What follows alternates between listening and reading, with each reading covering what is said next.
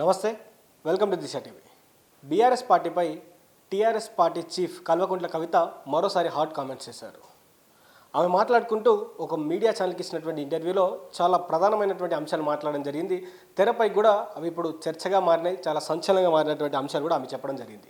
అయితే తను మాట్లాడుకుంటూ గతంలో ఎప్పుడైతే ఈ లిక్కర్ స్కామ్లో తను జైలుకి వెళ్ళినటువంటి సమయంలో కొంతమంది బీఆర్ఎస్ నాయకులు తన దగ్గరికి ఒక ప్రతిపాదనతో ఏదైతే పార్టీని బీజేపీ పార్టీలోకి విలీనం చేస్తామంటూ కూడా కొంతమంది తన దగ్గరికి వచ్చారంటూ, సో వచ్చినటువంటి తరుణంలో తాను వద్దంటూ కనీసం నేను జైల్లోనైనా చచ్చిపోతా కానీ ఆ పార్టీలో విలీనం చేయొద్దంటూ, నేను జైల్లో పోరాడతాను, నేను తప్పు చేయలేదు, ఏదో ఒక రోజు న్యాయం గెలుస్తుందని కూడా నేను పార్టీకి ధైర్యం ఇచ్చానంటూ కూడా ఆవిడ చెప్పడం జరిగింది. సో ఆవిడ చెప్పిన తర్వాత కూడా చాలా సమీకరణలు అనేవి మారుతూ ఉన్నాయి. అయితే ప్రస్తుతానికి ఆమె చెప్పినటువంటి ఏదైతే కొన్ని కారణాలు అంటే ఇక్కడ బీఆర్ఎస్లో నాకు వచ్చినటువంటి విభేదాలకు కూడా అదొక కారణం అంటూ కూడా ఆమె చెప్పడం జరిగింది. అదేవిధంగా ఎప్పుడైతే ఈ కావాలని నేను బయటికి రాలేదు బీఆర్ఎస్ పార్టీ నుంచి, నేను ఎప్పుడైతే బీసీలకు సంబంధించినటువంటి రిజర్వేషన్ అంశం గురించి మాట్లాడుతూ ఉన్నానో, బీఆర్ఎస్ కండువా కప్పుకొని నేను మాట్లాడుతూ ఉన్నాను, 42% బీసీలకు రిజర్వేషన్ ఇవ్వాలంటూ నేను పోరాడుతున్నటువంటి తరుణంలో పార్టీ నన్ను చెప్పకుండానే నాకు ఇన్ఫర్మేషన్ ఇవ్వకుండానే నన్ను పార్టీ నుంచి సస్పెండ్ చేశారంటూ కూడా వారు చెప్పడం జరుగుతూ ఉంది. అదేవిధంగా ఎప్పుడైతే నేను జైల్లోకి వెళ్ళడం జరిగిందో, జైలుకి వెళ్ళిన తర్వాత కూడా దాదాపు చాలా రోజులు మా పార్టీ నుంచి కావచ్చు మిగతా నాయకులు ఎవరైతే ఉన్నారో వారెవరు కూడా నా గురించి మాట్లాడలేదు.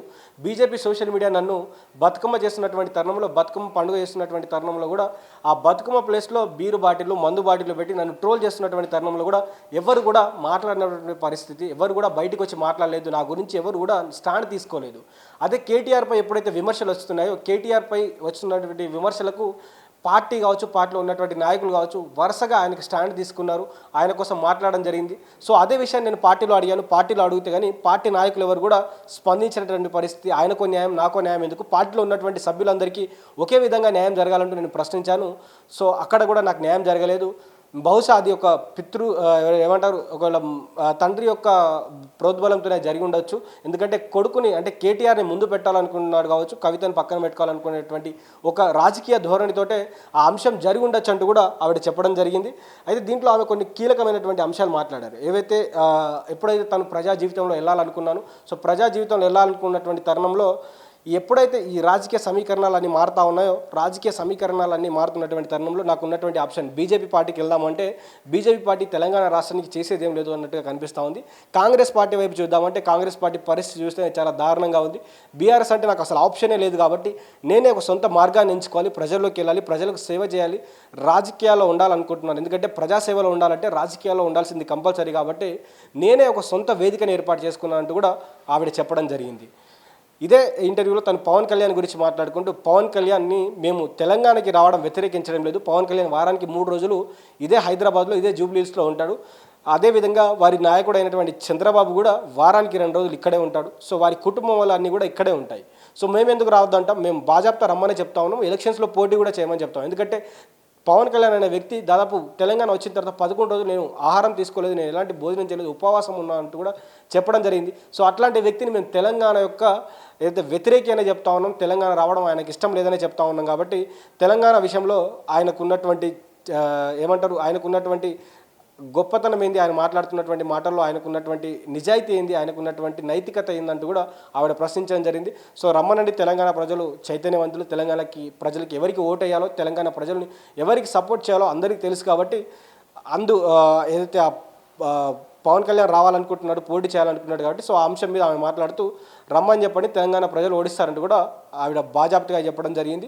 సో కేటీఆర్ గురించి మాట్లాడుకుంటూ కేటీఆర్కి ఎప్పుడైతే రాజకీయాల్లోకి కేటీఆర్ని ప్రమోట్ చేయాలనుకున్నాడు కేసీఆర్ ప్రమోట్ చేయాలనుకున్నాడు కాబట్టి కవితను పక్కన పెట్టారు. కవిత ప్రజా సమస్యలపై మాట్లాడుతూ ఉంది, పార్టీ లైన్లో ప్రజల కోసం పోరాడుతుంది, కొన్ని విషయాలు మనం చేయలేదంటూ కూడా ప్రశ్నిస్తూ ఉంది, ముఖ్యమైనటువంటి అంశాలను చేయలేదను తను ప్రశ్నిస్తూ ఉంది. కాబట్టి పార్టీకి ఇమేజ్కి డ్యామేజ్ అయ్యేటువంటి అవకాశం ఉంది కాబట్టి అట్లాంటి పనులు చేయొద్దంటూ కూడా వారికి పార్టీ హెచ్చరించలేదు, ఏం చేయలేదు, సడన్గా నన్ను పార్టీ నుంచి సస్పెండ్ చేశారు, అందుకనే నేను పార్టీ ఇచ్చినటువంటి ఏదైతే ఎమ్మెల్సీ పదవి ఉందో దానికి రాజీనామా చేసి నేను ప్రజల్లోకి పోవాలంటూ కూడా ఆమె నిశ్చయించుకున్నట్టు తెలుస్తూ ఉంది.